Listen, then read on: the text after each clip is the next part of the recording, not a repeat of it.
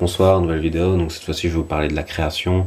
En fait c'est juste que j'ai écrit quelques commentaires sur internet et je voulais les partager avec vous.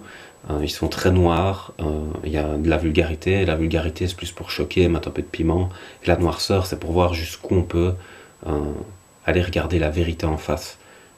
Jusque quand on entre dans le déni ou la mauvaise foi, jusqu'où on peut aller pour regarder. C'est ça que j'aime bien en fait dans la noirceur. Alors, je vais vous lire ce que j'ai écrit. D'abord, je vais vous dire la question que c'était croyez-vous que la vie soit parfaite? Alors voilà pourquoi je parle de création. Et donc moi j'ai écrit, elle est parfaite du point de vue d'un psychopathe, sinon la vie c'est de la merde. On doit se manger entre êtres vivants sur une planète hostile, entre parenthèses volcan, ouragan, tsunami, séisme, perdu au fin fond du trou du cul de l'univers. On est obligé d'avancer sans arrêt comme si on était fouetté par le temps, sinon la souffrance nous séquestre et nous tabasse jusqu'à nous faire mourir. À croire que le bien n'existe que pour donner de la saveur au mal, en créant un faux espoir que le cynisme de l'ironie du sort s'empresse de détruire avec délectation.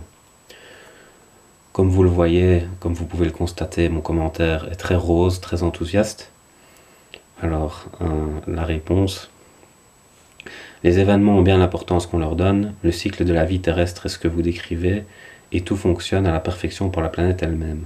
L'interprétation que nous en avons nous appartient, mais elle ne change rien au cycle de la Terre qui s'autosuffit depuis toujours.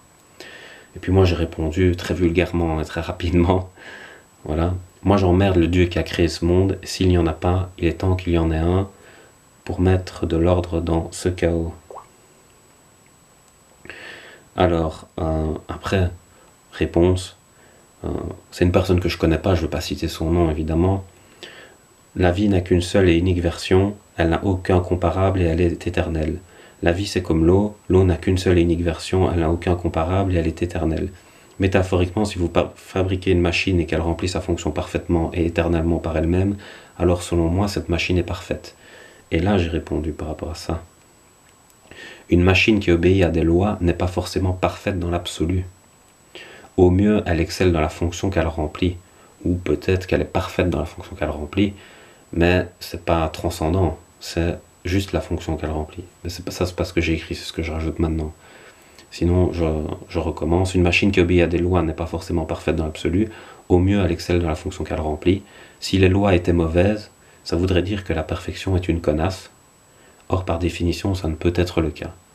Voilà, un peu de vulgarité, un peu d'humour aussi, évidemment. Donc voilà, c'est juste pour amorcer une réflexion chez vous encore, comme d'habitude. Et j'espère que ce que je vous ai partagé vous aura plu. Donc voilà, je vous laisse, bonne soirée.